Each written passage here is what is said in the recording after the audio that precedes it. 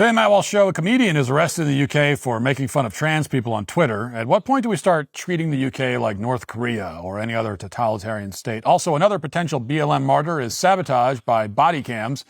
A black comedian does a viral skit in whiteface, and a senator says that only Iranian theocrats think that human rights come from God. I can think of a few other people who held that view, Thomas Jefferson, for one. Talk about all that and more today on The Matt Walsh Show.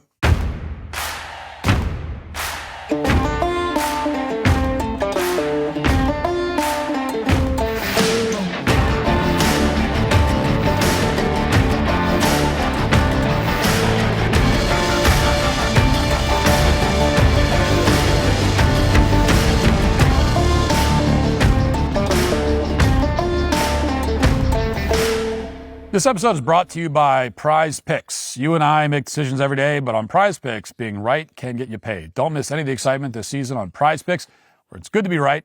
I'm excited to see how some of these teams match up this year, and I love how Prize Picks has all their player projections, so I can watch the games and keep track of how well the players do versus how much they suck. Plus, there's a shot to win money, and who doesn't love that? Prize Picks is the ultimate way to turn your football knowledge into cash this season, with millions of users already on board. This safe and reliable, skill-based daily fantasy platform lets you build your lineup in under 60 seconds by selecting more or less on 2 to 6 player projections. Whether you're confident about which players will exceed expectations or which ones might fall short, Prize Picks gives you the opportunity to cash in on your sports expertise. Available in over 40 states, including California, Texas, and Georgia.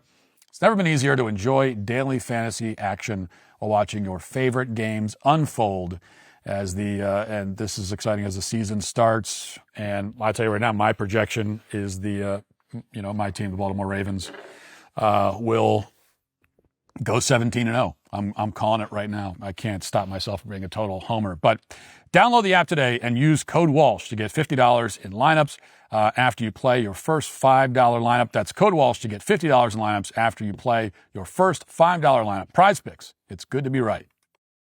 Well, it's too early to write any kind of definitive assessment about the America First movement, but one observation that we can make, and it's very welcome change, is that foreign affairs don't matter as much to Americans as they once did. The internal dysfunction of other nations thousands of miles away from our borders simply isn't that relevant to most people anymore. It was never relevant, but now millions of people realize that. Take the recent attacks on the right to freedom of speech, for example. We discussed how Australia outlawed certain forms of prayer, saying it's akin to conversion therapy. Meanwhile, the UK sentenced a mother named Lucy Connolly to 30 months in prison because of a mean tweet that she wrote about so-called asylum seekers, which she deleted after 3 hours. Connolly's arrest, according to British journalists, was one of about 30 arrests concerning online speech that take place every day. Yes, every day in the UK. We talked about all these cases when they were in the news.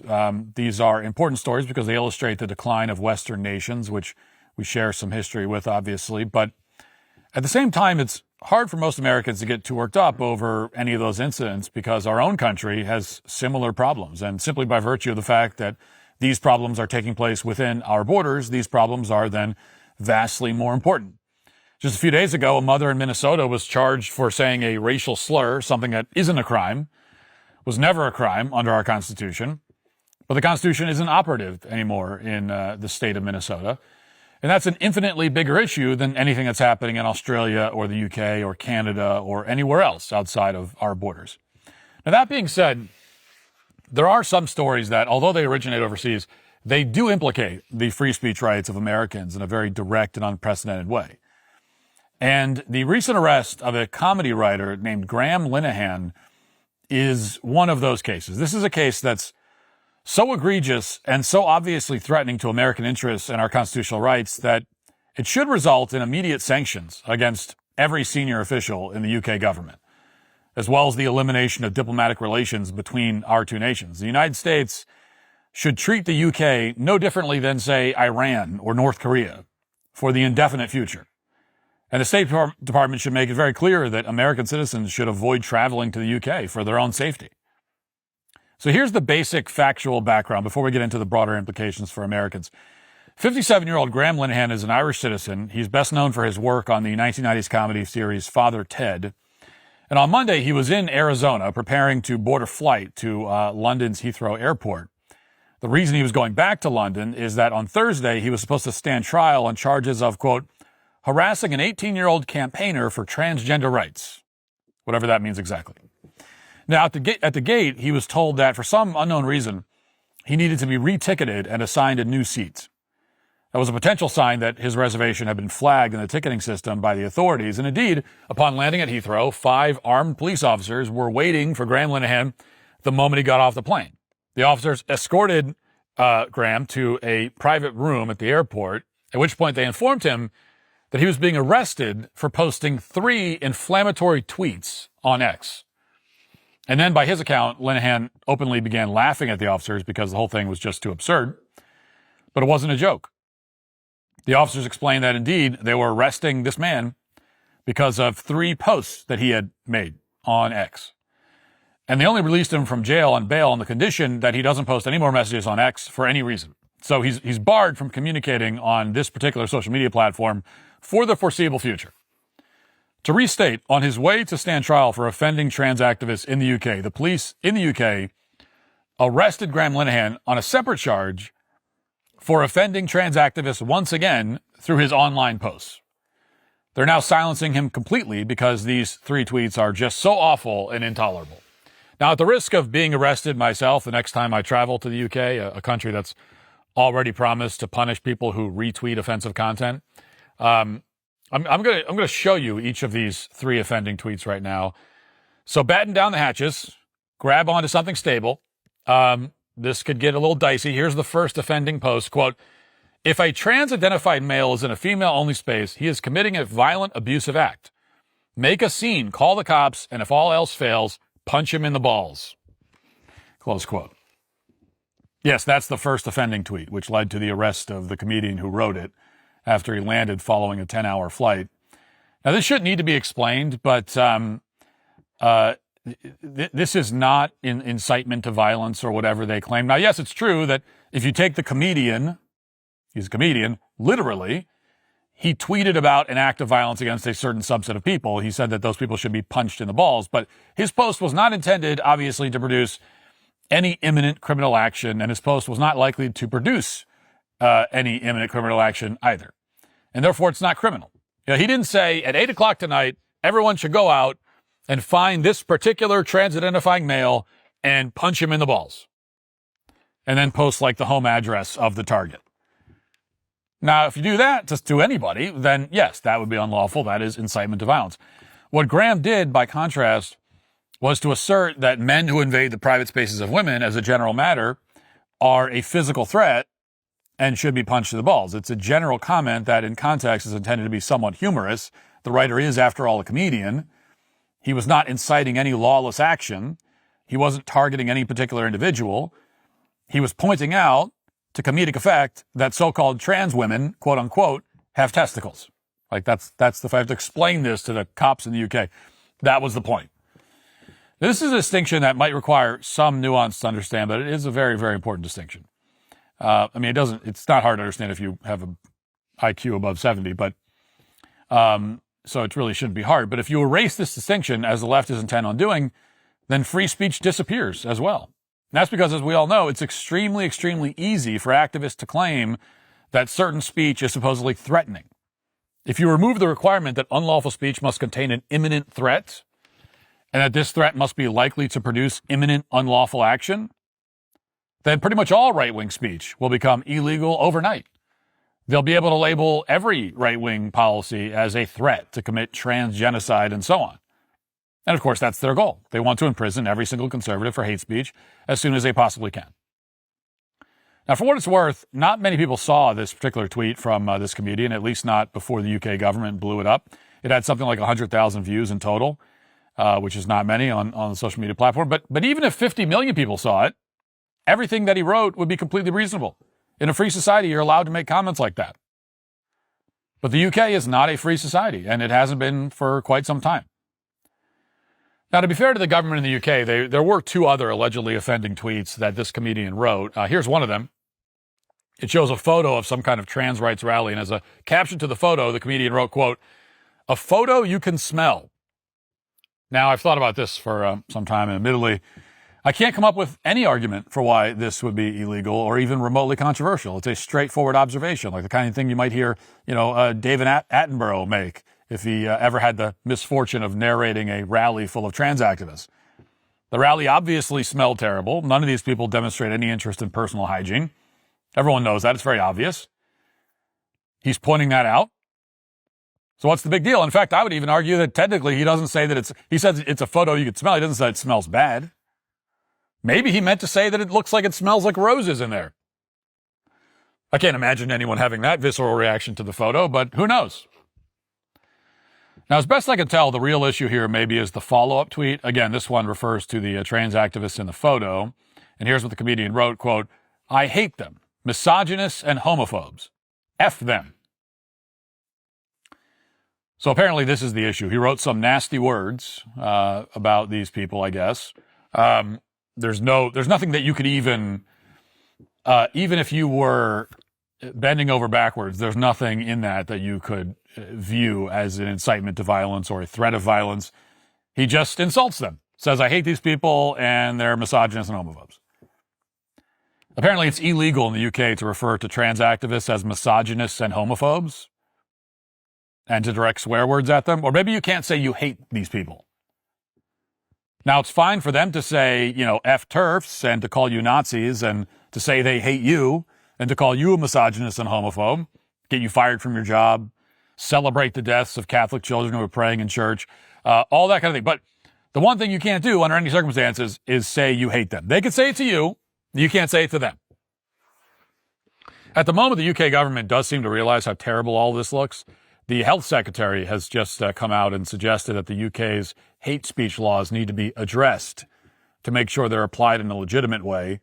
The Met Police Commissioner has said that the government needs to clarify its hate speech laws. Of course, the only actual solution is to abolish hate speech laws entirely.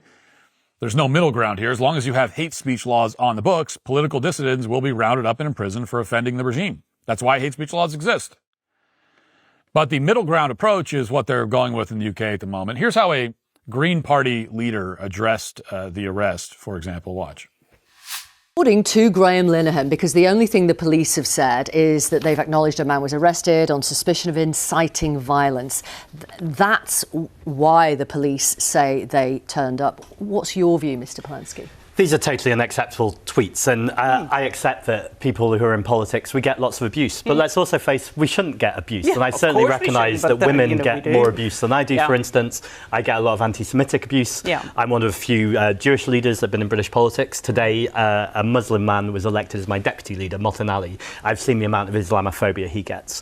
We also know that for all of those groups, trans people have been in the sights of the nastiness and the toxicity for a long time. Now, I accept proportionality of police response is a conversation we need to have. But well, do you think this was proportionate? I think it was proportionate to arrest him. I think there's a pattern here. 5 armed police officers turning up? Well, that's the bit that I don't understand why they were armed. And again, I'd need to hear about the police response. And why there were 5, presumably. For sure. So he's fine with the fact that this guy was arrested for his tweets. His only quibble, apparently, is that there were 5 armed police officers. It would have been totally fine if they had sent, say, 2 unarmed, maybe non-binary officers plus a social worker in order to haul this comedian to prison. In that case, justice would have been served. This is where, to bring things back to the beginning of this segment, the arrest of Graham Linehan becomes an international incident that's relevant to all Americans. Everyone in authority in the UK, from the Prime Minister on down, is ignoring one of the central issues in this case, which is this. Graham Linehan published these offending tweets when he was in America. And because of his lawful actions on American soil, he's being imprisoned in a foreign country, a country that's supposedly our ally. In essence, the UK is exerting sovereignty over America. They are directly threatening the freedoms of every American who might, for one reason or another, end up in the UK. This cannot be allowed to stand. It was just a few weeks ago that the Prime Minister of the UK sat in the Oval Office and lied to the President and the Vice President about the right of freedom of speech in his country. Watch. I said what I said, which is that we do have, of course, a special relationship with our friends in the UK and also with some of our European allies. But we also know that there have been infringements on free speech that actually affect not just the British, of course, what the British do in their own country is up to them, but also affect American technology companies and by extension American citizens. So that is something that we'll talk about today at lunch. We've had free speech for a very, very long time in the United Kingdom, and it will last for a very, very long time. Well, no, I mean, certainly we wouldn't want to reach across US citizens, and we don't, and that's absolutely right. But in relation to free speech in the UK, I'm very proud of our history there. Yeah, none of that was true. The right of free speech does not exist in the UK. Every American, along with everyone else who's considering traveling to the UK, needs to realize that. And our government should respond accordingly. Less than a year ago, in response to free speech abuses in the country of Georgia, the State Department took punitive measures against the political figures who were responsible. And the same exact punishment should be handed out to leaders in the UK, starting with their prime minister. He shouldn't be allowed to travel here. If he sets foot in this country, he should be arrested for human rights abuses. All of his assets should be frozen to the extent that we have any access to them. And his country should be isolated from the civilized world. Now, if that seems harsh, here's what the Prime Minister of the UK has been posting about as all this has been going on. This is something that he wrote on Wednesday, quote, "I won't shy away from decisions to protect kids, even if there are predictable cries of nanny state. We're stopping shops from selling high caffeine energy drinks to under 16s so they can turn up to school ready to learn." So that's what the Prime Minister of the UK is focused on at the moment, as their country is overrun with migrant rapists and as comedians are thrown in prison for a couple of tweets that offend trans activists. The Prime Minister is deeply concerned about high caffeine energy drinks. Meanwhile, his government is cooking up fake justifications to arrest people based on their speech in America. Now, the more you look into this arrest, the worse it gets. This is a report from The Telegraph the other day, quote, "After being arrested by 5 armed police, Linehan was held by the police for over 16 hours, during which time his blood pressure became so high that he was rushed to the hospital. According to him, police used trans activist language when interviewing him." Now, before we continue with this Telegraph article, this part needs to be explained.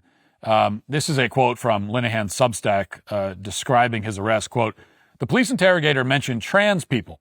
I asked him what he meant by that.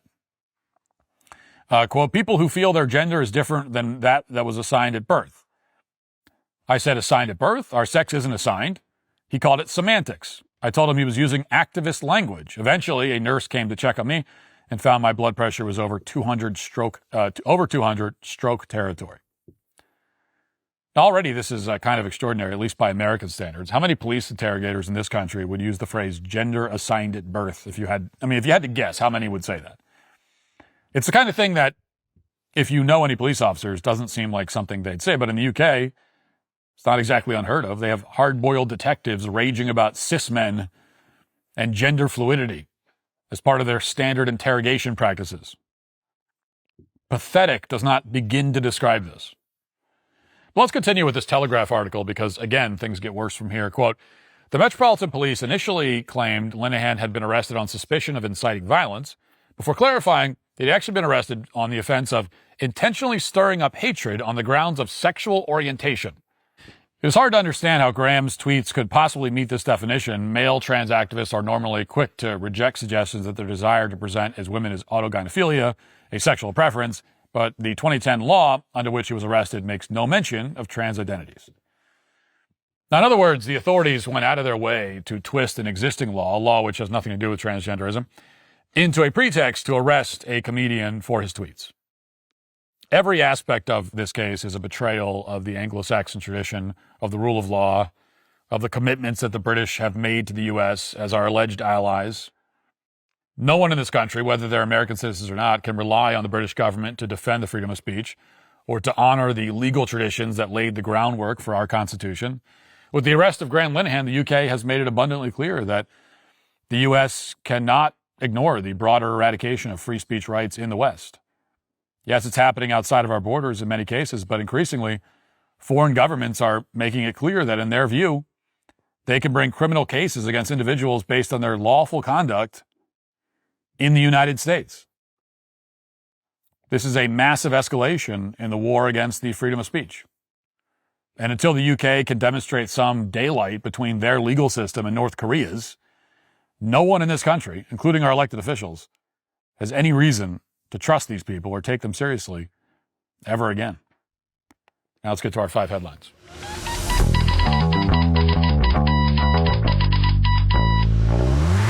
If your mattress has the supportive qualities of wet cardboard and you wake up each morning feeling like you need an on-call chiropractor, well, then it's time to check out Helix Sleep. Improve your nights and start genuinely sleeping well so you can wake up each morning feeling like you actually got some rest and you're ready to take on whatever the day has in store. I never realized how badly I needed a new mattress until I finally got one. I've had my Helix mattress now for a while.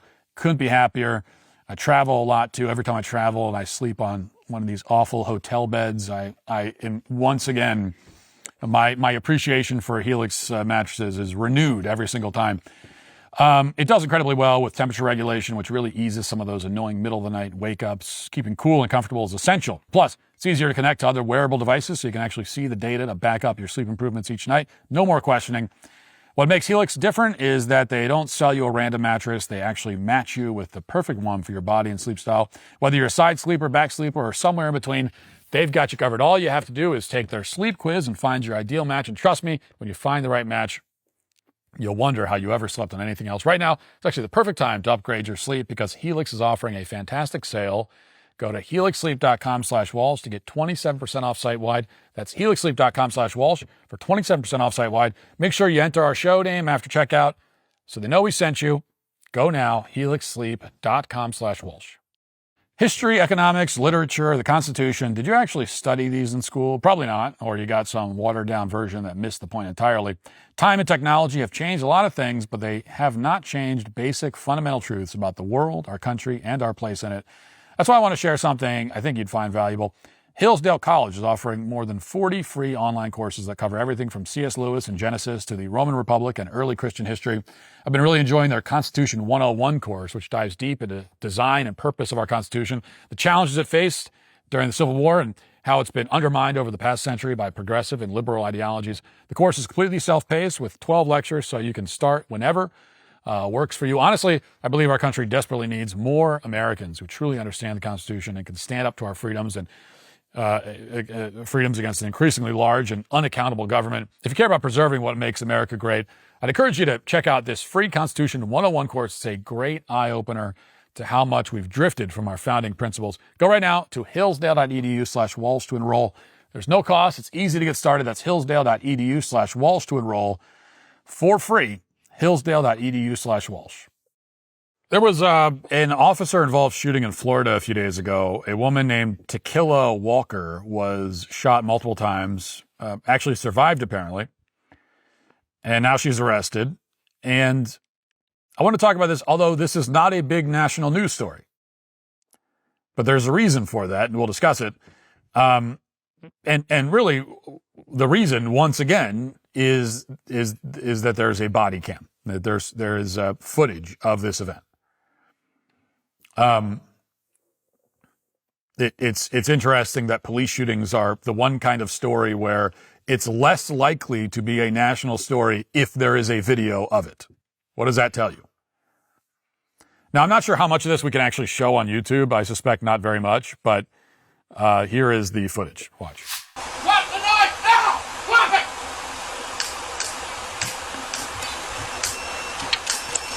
The knife down!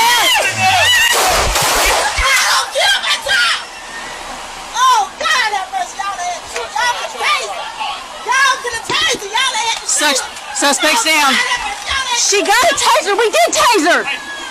Who shot? She came at me with a knife.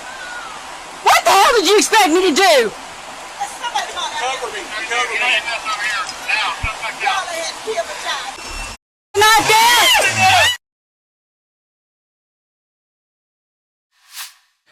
Okay, so you won't be able to see some of that or all of it, I don't know, but Tequila Walker was surrounded by police. She got out of her car. She charged at an officer with the knife that she was holding. And that's when she was shot.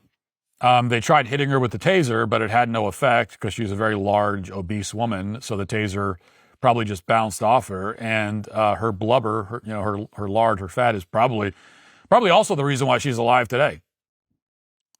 You know, sometimes obesity saved lives, apparently, and it did in the case of Tequila Walker. So that's interesting.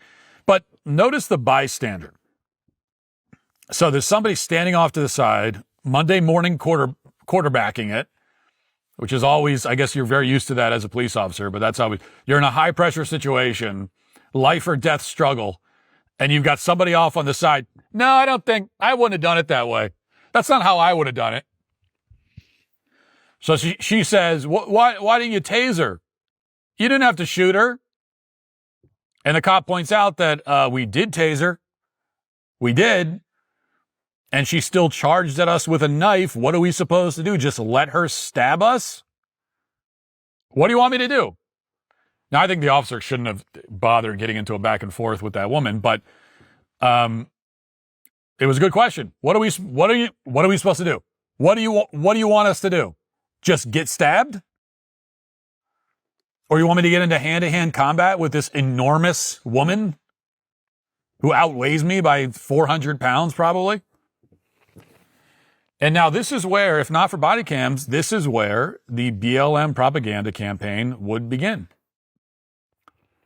It's very interesting to see this stuff now because there's like this alternative in this parallel universe, right? If we imagine some sci-fi scenario where there's constantly branching parallel universes, every choice, you make is like there's another universe where you made a different choice.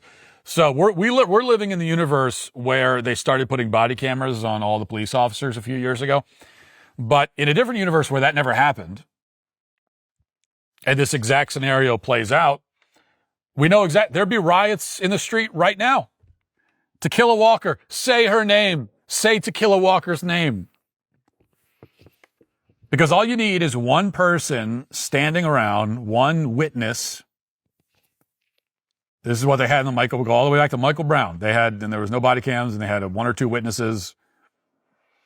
And so this is all you need. You need one person, runs to the media and says, I saw the whole thing. They didn't even try to tase her. They just shot her. And she was unarmed. Well, I heard they had a knife. She had a knife. No, she was unarmed. She was unarmed carrying a child. She was unarmed carrying a child, and she was rescuing a kitten from a tree when this happened. She wasn't even doing anything wrong. This poor woman, she was carrying her child. She was unarmed. She was trying to climb a tree to rescue a kitten. It was a kitten with leukemia. The kitten had leukemia. It was stuck in a tree. So she was trying to climb the tree to get the kitten out and give it cancer treatments. And then they just ran up and shot her for no reason. The officer ran up and screamed, I hate black people, and shot her. I saw the whole thing. I'll tell you right now, I saw the whole thing. That's what happened. And so you would have had someone run to the media saying all that, and the media would just report it. They'd be taking notes. Oh, she was climbing. The kitten had leukemia. Oh, and they could have. The bullet could have hit the kitten with leukemia. Oh, the officer shot the kitten too? Well, all right, we got to write that down. I don't know why I'm imagining like reporters from the 1950s that have their notepads and they're taking notes, but that's the way it would have went. And it's the way that it went for years until BLM demanded that all the cops wear body cams, which, as I've said before, has proven to be one of the great political miscalculations of all time. It has been, I can't think of another example quite like this, where you have a movement, the BLM movement, that is calling for one specific thing, right? They want other things too, but the big thing was like body cams. And they get the body cams, and it kills the movement. I can't think of it. You get what you want, and it kills your movement. It destroys it overnight. Because now with body cams, we can see clearly that basically every officer-involved shooting is not only justified, but like extremely absurdly justified. That's what you learn from body cams. You watch body cams and you go, oh, so every single time the cop shoots someone, it's justified. Almost every time. It's not even like a close call. And it does help to see it. I remember, you go back again to 2015 when the cop in Ferguson said that Michael Brown charged at him. And that, that was after we got the ridiculous, he had He was on the ground with his hands up, yelling, "Don't shoot," and he got shot. Completely made up. I mean, the scenario I just painted of the cat in the tree with leukemia, that is not more absurd than what they actually claimed in Ferguson. That he was giving himself up, right? It's like the scene in Platoon. He's on his knees, hands in the air, right? Up to the heavens. And the cop just comes up randomly and executes him in the street for no reason. But after we got that lie, then we finally heard the correct version of events from the police officer. And that version was that Michael Brown, after he just committed a strong armed robbery of the convenience store, that he charged at the police. And at the time, every leftist in the country said that the cop must be lying, that it can't possibly be true, because nobody would just go charge at a police officer who was pointing a gun at them. I can remember distinctly having this conversation with multiple people, and this was always the answer, is, "Oh, do you really expect me to believe, what is this, a movie or something? You're telling me that this officer was pointing a gun at him and he charged at him? Oh, come on. That's ridiculous." And I remember at the time, I was totally on the officer's side the entire time. I was completely opposed to the BLM narrative in Ferguson from day one. I didn't buy the false narrative at all for even a second. But it was hard to sort of imagine a person charging full speed at someone who's pointing a gun at them. Because I believed, that's what the forensic showed. The counter narrative to that was totally fantastical and incredible in the literal sense. It was incredible. But still, it was hard because I'd never seen that. Except in movies, I'd never actually seen it. It's like, why? Who would do that? Unless you are actually completely insane to the point where you don't even function. You can't function. You're in an insane asylum. But anybody else charging at a police officer pointing a gun at you, who would ever do that? It's hard to imagine. As a normal, sane person, you can't picture that. Well, now we have the body cams, and like every other month, there's footage of someone doing exactly that. We've seen now, this is not one time, this is multiple cases of like a bad guy in a movie. Knife over the head, screaming, running right into gunfire. And what we learn is that, no, this actually happens. Like, these are the kinds of people that cops deal with every day. They're dealing with the kinds of people who would do that. Or that's like a thing that will happen. You have to worry about that. And that's why BLM is dead. Okay, here's something going viral. It's a skit by the black comedian DRUSKI, and I mentioned that he's black because the fact that he's black is relevant to the story, as we'll see. He has a million, viral comedy skits that you see circulating on social media constantly. And some of his stuff is pretty funny, I think. But in this case, the premise of the skit, the caption that DRUSKI put on it says, "That guy who's just proud to be American." And then in the skit, he's wearing not just white face, but white body. He's painted his whole body to look white. He's even managed to make his body look white and sunburned. So in some ways, the makeup effects in this skit, I will say, are kind of impressive. But so this is supposed to be an impression of a white guy, replete with the white body paint. And here it is. Watch.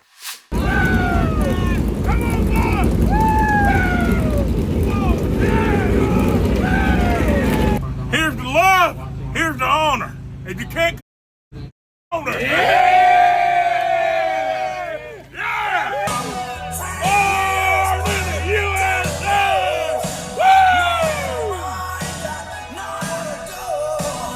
Born in the USA! Hey, Suanna. She's not listening. Hey, come up. You need to listen to your nana. Go ahead, baby. 6 o'clock. Girl, you crazy now.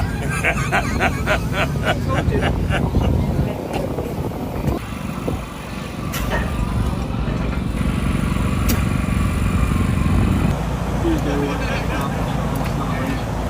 Hey, me, Ma. How you doing, baby? How you doing, baby? Good. All right, now. Mama. Born in the USA now.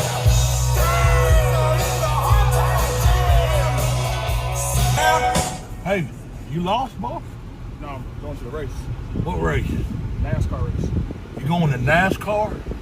Yes, sir. A little bit. You ain't lost, is you? No, I'm good. I'm going to the race, sir. You sure about that? Yes, sir. Find something safe to do, boy. Okay, so not DRUSKI's best work, I'll say that. And before we get to the white phase, the impression isn't funny. It's not a funny bit. And I'm not saying that because I'm offended or whatever. It's just not very funny. And it isn't funny because it isn't well observed. It isn't accurate. Okay, he's trying to do redneck, but he's obviously never been around rednecks. I mean, he thinks that, rednecks are Bruce Springsteen fans, for one thing.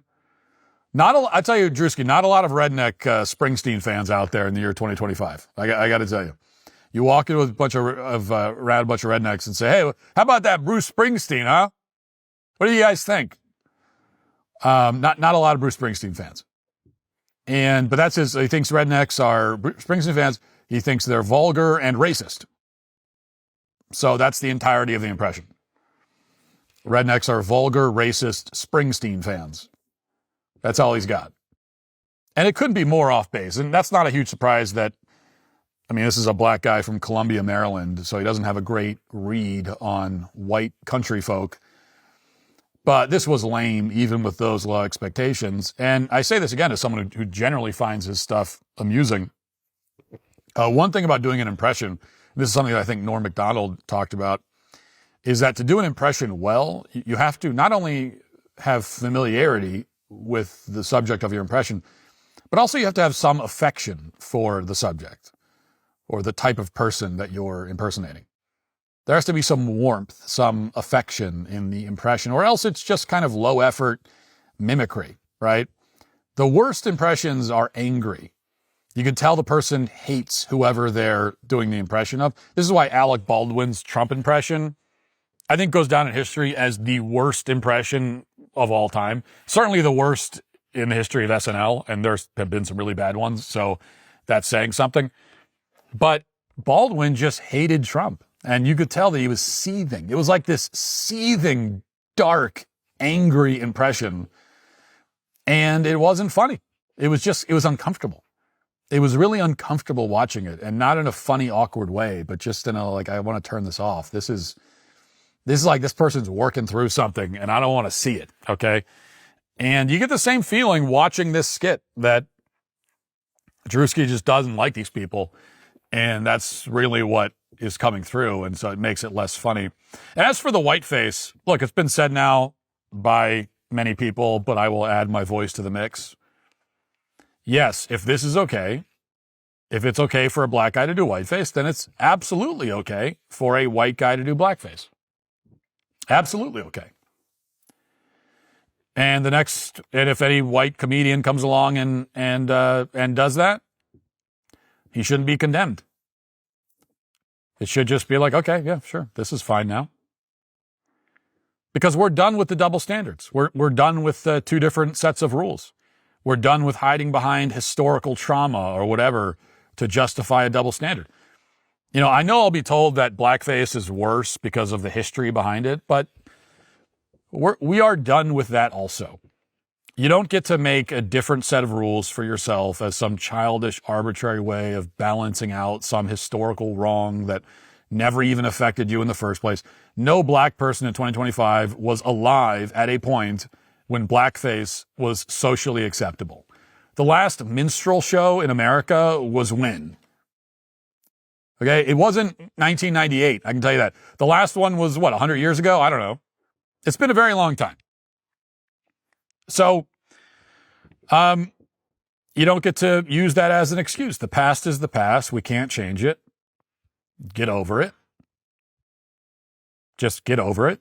Today is today. And today it's either acceptable to paint your face to look like another race, in order to make fun of them and do a comedy bit, or it isn't.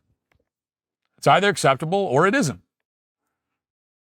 And this thing where we say, well, depends on the race. No.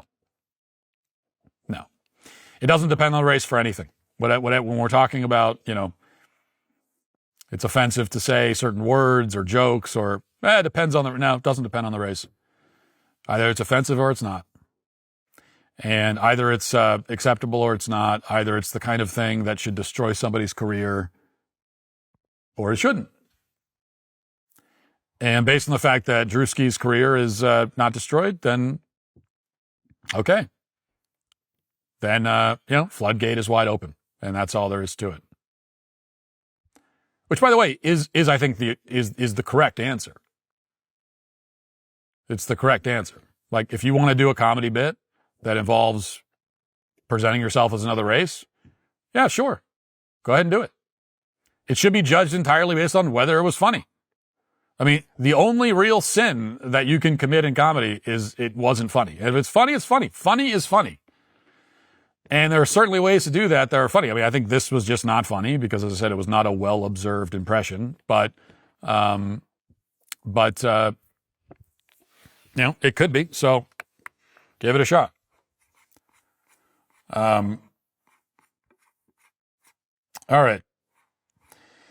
Real quickly, I want to mention this. This is a report from DailyWire. Democratic Congresswoman Ilhan Omar, the Minnesota socialist, has seen an astronomical increase in her wealth over the past year as a recent disclosure revealed her net worth could be as high as $30 million. A May disclosure reveals that Omar is worth between $6 and $30 million, an increase of about 3,500% compared to 2023. Omar, as a member of Congress, earns $174,000 in salary each year. How did she gain all this wealth? Well, then it goes into some detail. You can read the report, but basically has to do with her husband, and whose wealth has also skyrocketed mysteriously, and now she's a lot richer. So Ilhan Omar is yet another lawmaker who came into office as a humble working-class champion, only to transform almost instantly into a multimillionaire. And this, by the way, is why I've never agreed with the idea that we need to have fewer rich people running for office. This idea that we just want, it's better to have, we don't want the rich people, we want people who are more middle income. Well, I would rather that someone be rich coming into office than that they get rich while they're in office. Because those really are, unfortunately, the only two options, with rare exceptions. But generally speaking, either someone gets rich while they're in office or they're already rich when they run. I prefer the latter, really, if I had to choose. Now, of course, rich people often get richer while they're in office, so you have this problem no matter what. Donald Trump is the only guy whose net worth dropped as a consequence of achieving political power. That almost never happens. It happened with Trump. But it would be very easy to clean this up. You could pass all kinds of laws limiting the ability of lawmakers to enrich themselves in office. You could have radical transparency, disclosures, and so on. You could require that lawmakers, you could pass a law that requires that lawmakers stand up in Congress once a year and announce how much their net worth has increased or decreased over the previous year. Right? We could require that once a year, I'm Representative Ilhan Omar, and my net worth has increased by 3,000% over the past 12 months. You could require that. That alone would be enough to put a stop to a lot of this nonsense. The political cost of having to publicly acknowledge your financial gain would not be worth the financial gain itself in many cases. So you could do all of that, but the problem, of course, is that it would require the lawmakers themselves to put those laws and policies in place, which is never going to happen. So the moral of the story is we're screwed. Are you drowning in credit card and loan debt? Well, you're not alone, but here's something most people don't know. September is actually the best time to negotiate with your lenders. Why September? Well, credit card companies and lenders are doing year-end accounting and desperately need to clear problem accounts from their books before audits begin. This creates a narrow window where they're far more willing to cut deals than any other time of year.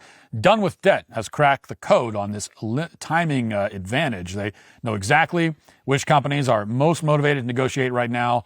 because timing is everything and they know how to take advantage of it, and they can use this insider knowledge to get results you can't achieve on your own. Best part, no bankruptcy, no new loans, no credit damage. In fact, most clients end up with more money in their pocket within the first month because they're no longer drowning in minimum payments. But this September window, it's not going to stay open forever, of course. Once Q4 hits, lenders tighten up again and your leverage disappears. So get started now while you still have time. Go to donewithdebt.com and talk with one of their specialists for free. Visit donewithdebt.com, donewithdebt.com.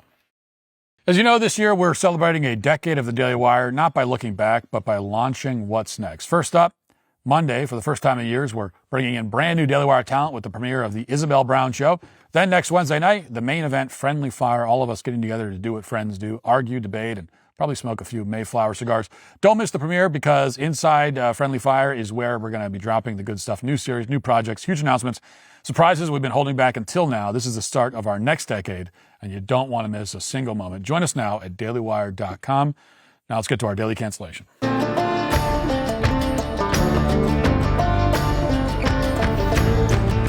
Today for our daily cancellation, we have Senator Tim Kaine. Now, you may remember Tim Kaine. Actually, you probably don't remember him. The most memorable thing about Tim Kaine is that he is not memorable at all. He is a generic white male Democrat, which is why Hillary Clinton chose him as her running mate in 2016, because she was looking for a generic white male Democrat. His job was to be completely unremarkable and forgettable, and that is one task that he was able to accomplish exceptionally well. Tim's great political skill is making everyone forget that he exists. He's been a senator for 12 years. He was a governor of Virginia before that, vice presidential nominee in the middle, and yet nobody knows who he is. His own wife looks at him every morning and says, wait, who is this guy again? Now, I wouldn't call Tim a chameleon exactly. That makes him sound far too cool. He's more like IKEA furniture, something so bland and generic that you hardly notice its presence in the room. He's like an IKEA side table that you put next to the bed in your guest room and then forget that it's there. That's how Tim Kaine has survived politically. Everyone just forgets that he's there. This is why it was such a grave mistake this week when Tim decided to open his mouth and speak. Not only did he speak, but he said something truly incredible, so incredible that it may even make you remember Tim Kaine, or at least it will become the new reference point for him. So 6 years from now, when he briefly flickers on the radar screen again, you'll say, Tim Kaine, who's that? Oh yeah, he's the guy who said that thing, isn't he? During a hearing, Senator Kaine got into a brief debate about the concept of rights. And this subject came up because this was a nomination hearing for Riley Barnes, who has been nominated to serve as Assistant Secretary of State for Democracy, Human Rights, and Labor, whatever that is. And during his opening remarks, Barnes made mention of the fact that human rights, which are now part of his job title apparently, come to us from our Creator, from God. Tim Kaine took exception to that idea, and here's what he said. The notion that rights don't come from laws and don't come from the government, but come from the Creator, that's what the Iranian government believes. It's a theocratic regime that bases its rule on Shia law and targets Sunnis, Baha'is, Jews, Christians, and other religious minorities. And they do it because they believe that they understand what natural rights are from their Creator. So the statement that our rights do not come from our laws or our governments is extremely troubling. Extremely troubling, says Tim Kaine. He's troubled by the idea that our rights come from God, our Creator. He says that this is what the Iranian regime believes. And he's right, of course. I mean, who can forget that famous line from the founding document of the Iranian government, that line that said, quote, "We hold these truths to be self-evident, that all men are created equal, that they are endowed by their Creator with certain unalienable rights to life, liberty, and the pursuit of happiness."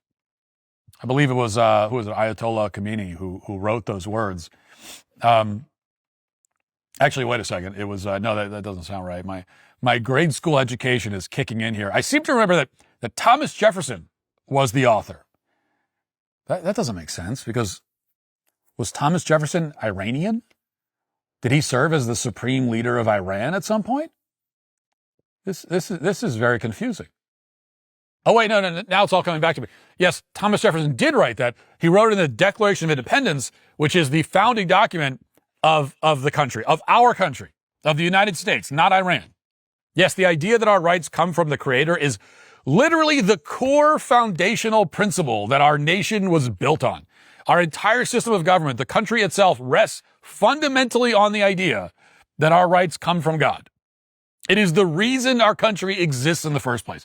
Tim Kaine, a United States senator, has declared himself extremely troubled by the founding principle of the nation that he was elected to serve. He is extremely troubled by an idea that every single one of our founding fathers affirmed. Indeed, they not only affirmed it and built our nation upon it, but found it to be so incredibly obvious as to be, in the words of the Declaration of Independence, self-evident.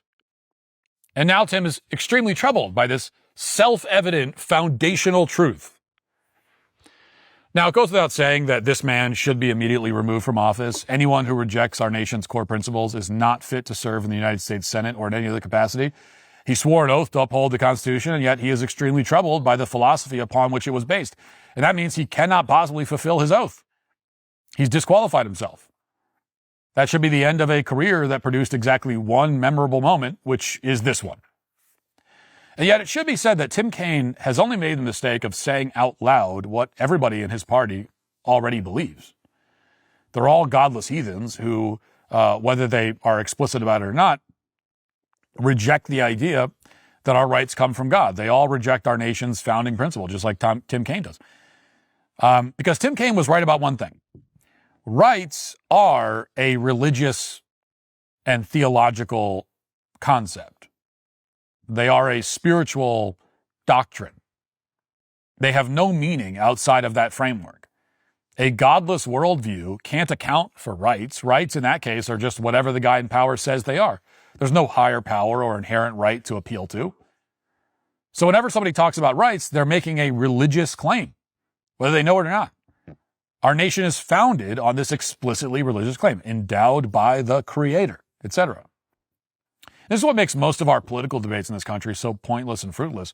Most of the people running around, or many of them crying about their rights, have never once actually considered what a right even is, or how they know they have them, or from where or whom these rights come. We have an entire political party that rejects the existence of God, but still claims the rights that originate from Him.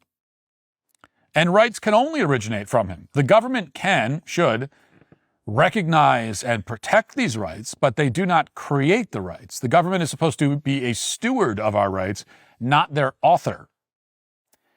Tim, here's the problem with saying that rights come from the government. You are correct that if rights don't come from the government, if rights don't come from God, then the government is the only other place they could come from. But if they come from the government, then our rights are whatever the government says they are. If the government came along tomorrow and said that we no longer have the right to free speech, well, then we would no longer have the right to free speech. It's just that simple. Rights come from the government. If the government takes them away, that's it. They don't exist. You wouldn't be able to say, oh, you're infringing on my rights. Well, what do you mean? The right doesn't, how could they infringe on something that doesn't exist? You cannot appeal to any authority higher than them. That's the end of the line, according to you. And as a member of the government yourself, I can see why you would find that idea so appealing. But this is how you get Iranian-style tyranny, through the notion that the government originates rights. Now, I know that you understand this at some level, Tim, and I can prove that. Let's just try this thought experiment. So imagine that the Supreme Court announced next week that they were overturning Obergefell. And now imagine that, empowered by that decision, Congress passed and Donald Trump signed a law banning gay marriage nationwide. How would you react, Tim? What would you say? Now, if you're consistent, if you actually believe what you just said about rights coming from the government, then you would have no choice but to simply accept this sequence of events. The right to gay marriage no longer exists. And if somebody said, I have a right to get married, you would say, well, no, you don't. The government said you don't have it, so you don't have it. Rights come from the government. The government took them away. The right is gone. That's it. You certainly couldn't go around screaming that Trump is infringing on the rights of gay people. How could he? How could he do that? The right is gone. He can't infringe on a right that doesn't exist. All you could do is accept the decision. Now, sure, you could call for the government to once again create the right to gay marriage, but you could not claim that the right had been infringed or was being trampled, or that the gay people are not getting something they have the right to. Well, they don't have the right to it. The government said they don't. It's impossible for the government to infringe on or trample rights. If they are the authors of the rights, they decide who has them. and what the rights are. And yet we both know that you would not respond to that turn of events with that kind of fatalistic acceptance. You would scream to the heavens that Trump and the Republicans are oppressing gay people by infringing on their rights. You would appeal, therefore, to an authority higher than the government. You would declare, implicitly at least, or explicitly, that the right to gay marriage exists in a realm above and beyond the government. And that the government, have no right to take that right away. Now, of course, the trouble with this thought experiment is that the right to gay marriage really, in fact, does not exist. It certainly is not a God-given right. This is, in fact, a right that the government just created out of thin air. They did so not in accordance with the will of God and our own inherent human nature, but in defiance of both.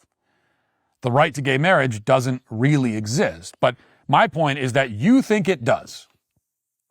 You think the right to gay marriage exists not just as a legal concept, but as a fact of human nature. And you believe that it exists at a higher level than the government, which codified it into law. Now, and by the way, saying that, oh, well, rights are in human nature, they're not from God. Like you can't get around it that way either. Because how did what do you mean rights are part of human nature? If you take God out of the equation and we are all just Darwinian products of Darwinian evolution, there's no right. What the hell do you mean? Evolution doesn't care about your rights. There's no evolutionary benefit to a right. A right is totally invisible. You can't look inside a person and find their rights. It's not there. In a godless Darwinian view of the world, there are no rights at all. The only right is just do what you can to survive. And if I'm stronger than you, I can oppress you and do whatever I want so that I survive. And that is it. That's the ultimate right. So saying that there's some spiritual reality in human nature, again, requires a spiritual author of some kind. You're talking now in a spiritual realm. This is a spiritual concept, which requires a realm of spirits, does it not? Now, you believe the same about the right to an abortion. In fact, on your website right now, you have an entire section titled Protecting Reproductive Rights. And the first paragraph says this: right now, women are facing threats to reproductive freedom around the country, with new draconian abortion restrictions and extremist legislators plotting to rip away even more reproductive rights following the Supreme Court overturning Roe v. Wade. After an extreme majority on the Supreme Court overturned Roe v. Wade, Tim got to work to protect reproductive rights and introduce the Reproductive Freedom for All Act. But wait a second, Tim. You're claiming that Republicans want to rip away even more reproductive rights, but Republicans run the government. How could they rip away rights? Rights only exist if they say that they do. That's what you just claimed. Rights come from the government. If the party in control of the government decides that a certain right doesn't exist anymore, then it doesn't exist. Nothing's being ripped away. Nothing's being infringed or flouted or defiled or defied.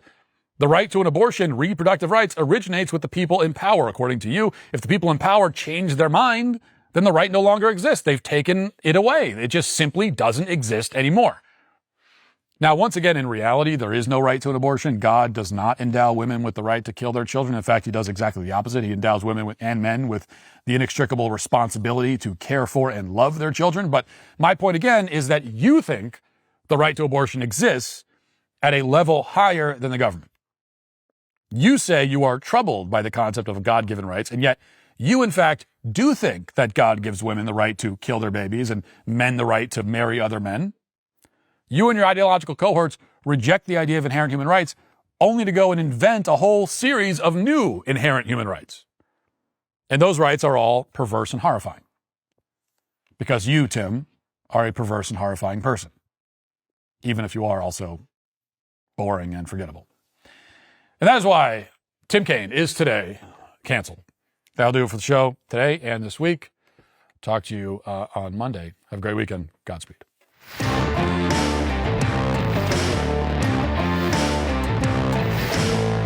Don't just get the news. Understand what the news means on The Michael Knowles Show. I will take you beneath the surface of daily political events to see their historical, philosophical, even religious roots. Catch it Monday through Friday at 9:30 a.m. Eastern on the Daily Wire.